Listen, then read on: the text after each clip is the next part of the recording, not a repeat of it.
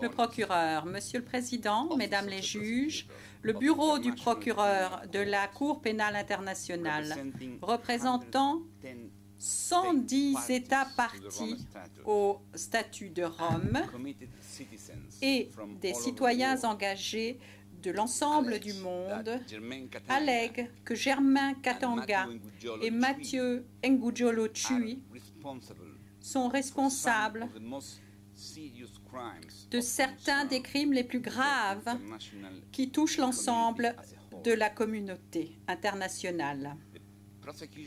L'accusation fait valoir qu'ils sont pénalement responsables de crimes contre l'humanité et de crimes de guerre commis à Bogoro, en République démocratique du Congo, le 24 février 2003. Ils ont utilisé des enfants comme soldats. Ils ont tué plus de 200 civils en quelques heures. Ils ont violé des femmes, des fillettes et des femmes âgées. Ils ont pillé tout le village et ils ont transformé des femmes en esclaves sexuels. Monsieur Katanga et Monsieur Ngudjolo étaient les chefs de milices composés de membres des communautés Lendu et Ngiti. Ils participaient à un conflit armé avec l'UPC, une milice composée de manière prédominante de membres de la communauté Emma et dirigée par Thomas Lubanga. L'attaque de Bogoro n'était pas un événement isolé. L'attaque faisait partie d'un plan plus général et de grande ampleur contre la population de l'Ituri. L'attaque de Bogoro a eu lieu au terme de 2 guerres congolaises. Ces conflits négligés, ces guerres congolaises ont impliqué plus de 9 pays africains pendant plus de 4 ans de combat. En conséquence de ces guerres, 4 millions ou presque ont perdu la vie, faisant des guerres du Congo les conflits les plus graves depuis la Deuxième Guerre mondiale. À l'origine de ces guerres congolaises se trouve le génocide au Rwanda. Je vais utiliser cette carte et ensuite vous montrer une image satellite pour vous montrer la situation. Vous verrez que Bogoro se trouve à la croisée des chemins sur la route vers Bunia. Messieurs Katanga et Ngudjolo ont planifié l'attaque de Bogoro de manière à ouvrir la route entre Bunia et Kasenyi, et en même temps, de manière à prévenir des attaques de l'UPC sur les villages voisins, Lendu et Ngiti. L'UPC disposait d'un camp militaire au centre de Bogoro. Il était situé à l'Institut de Bogoro. Vous pouvez voir sa position sur la photo et la tranchée qui entourait l'Institut de Bogoro. Voici donc la situation. Vous voyez un croisement des chemins. L'UPC se trouve là.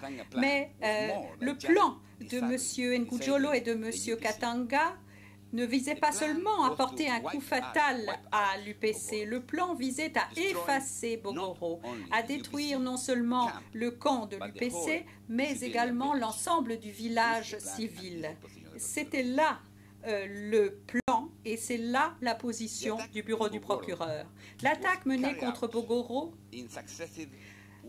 l'a été en vagues successives de violence. À environ 5h30 du matin, des centaines d'hommes, de femmes et d'enfants, sous le commandement de Katanga et Ngudjolo, armés d'armes automatiques, de machettes et de lances, sont descendus sur le centre du village. Les forces de messieurs Katanga et Ngudjolo n'ont pas fait de distinction entre les cibles militaires et les cibles non militaires.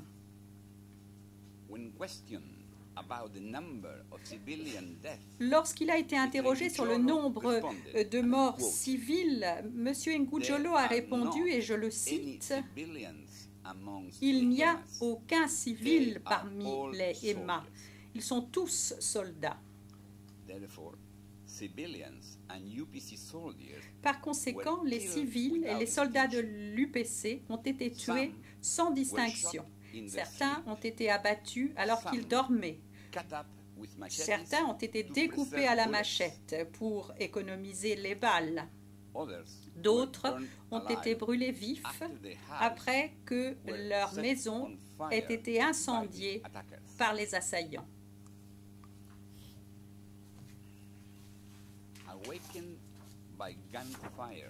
Réveillés par les échanges de tirs et par les cris de leurs voisins, certains civils ont cherché à fuir, mais ont constaté que les routes avaient été bloquées.